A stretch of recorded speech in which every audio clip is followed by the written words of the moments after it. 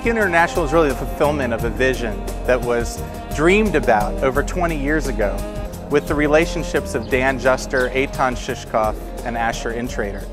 And the dream was this, that they would send believers in Yeshua the Messiah to the land of Israel to establish communities where they could be a bastion of other Jewish believers who would be the remnant, as it was talked about in Romans 11, verse 5, that there was a remnant chosen by grace to stand for the people of Israel, but being Jews living as Jews, with the revelation that Yeshua was the Messiah. The name of our ministry is Revive Israel because we believe in revival coming to Israel. As over these past 35 years, we've seen thousands, tens of thousands of Jewish people come to the Lord around the world and also here in Israel. It contains two elements. One is to plant Hebrew-speaking Messianic Jewish congregations in Israel, Israeli congregations. And the other is humanitarian aid, aiding the poor and the needy. And we see those two things fitting together extremely well in the pattern of the book of Acts.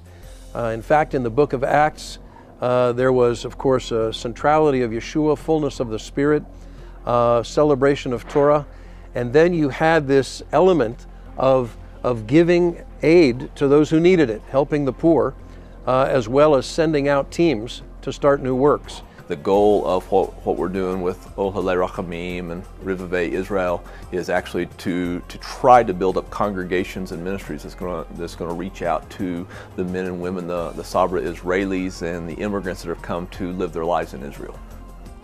Well, all Israel will be saved. That's the heartbeat.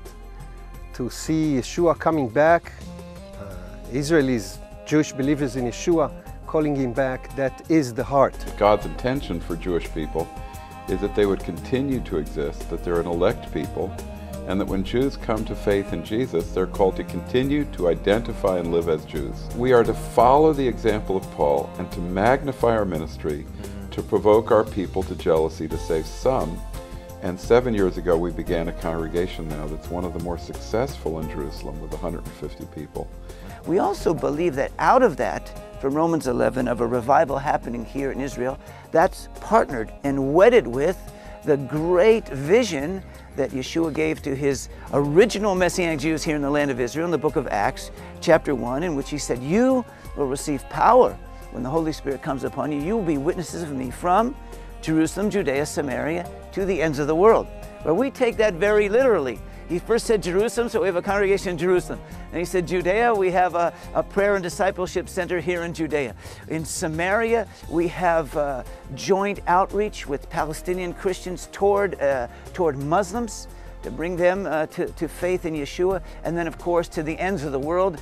We're actually now sending young Israeli disciples out on short-term visits and missions around the world to go out and share the gospel and receive, encourage revival wherever they go. I believe it's the pattern that God has given us for anywhere in the world, but specifically for here in Israel, because the last time the Spirit of God was working and people were following Yeshua here in Israel was in the 1st and maybe part of the 2nd century. So I don't think we can improve on that model.